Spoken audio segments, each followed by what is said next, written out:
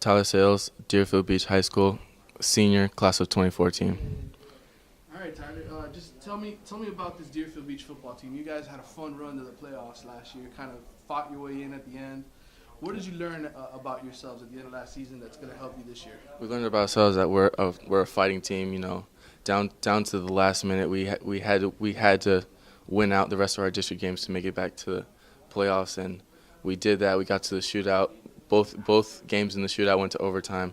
Unfortunately, we lost the second one against South Plantation. We were this close to being district champs, and we learned about ourselves that we're fighters and we fight to the last minute.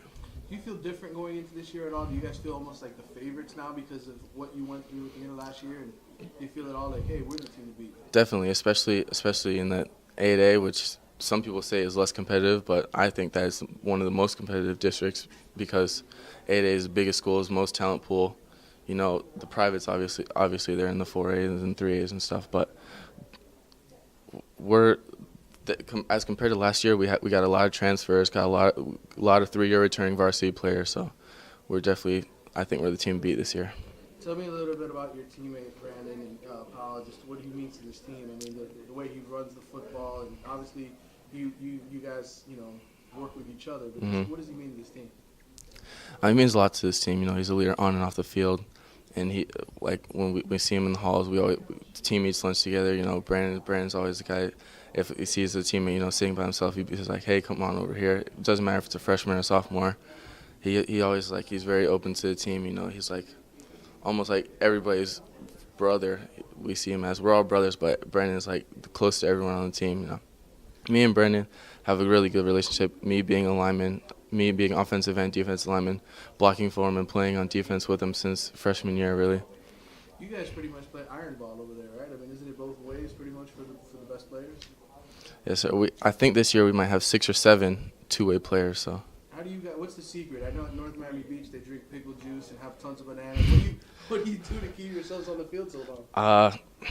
It's been tough especially since I've been doing this since sophomore year, starting both ways, freshman year on varsity. But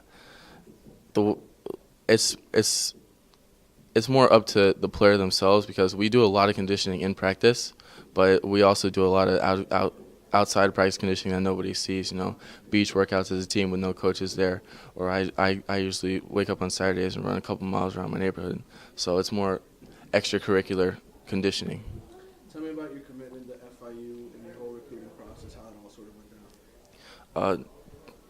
Seeing that as I'm primarily a student, I have a 4.8 GPA, so a lot of top academic institutions were coming after me pretty hard. I had offers from Cornell, Dartmouth, Yale, and I'm still interested in going into the Ivy League, but I love FIU, and I took my unofficial visit there, and the campus is just so beautiful, and the coaches really made me feel like it was a family there, and they were my first 1A offer, so I had to show them the most love. So I'm really happy with FIU, so I committed there. What do you think you're going to play in college? Because obviously you play all over the place, but what do you think you're going to get to yourself?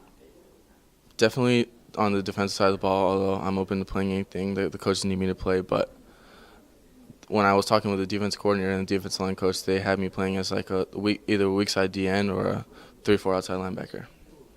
Yeah, I mean, knowing that you got a D1 scholarship, what does that mean to you and your family?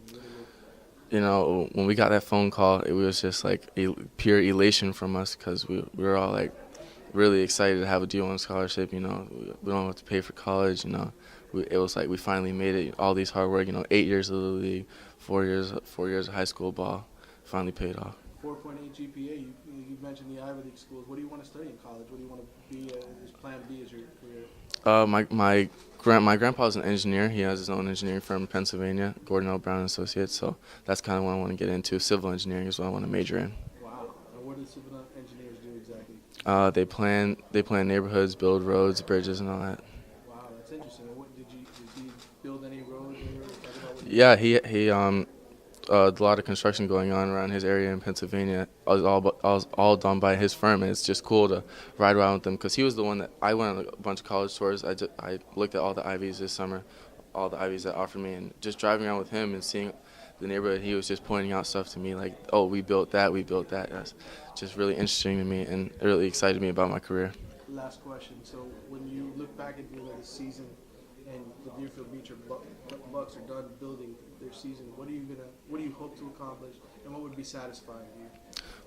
First and foremost is the district championship. You know, we're always competitive in the district, but I think that this year we're definitely going to be district champions. And secondly, the ultimate goal, the ultimate prize is state championship. So with all the returning starters this year and all the transfers, it's championship or bust this year.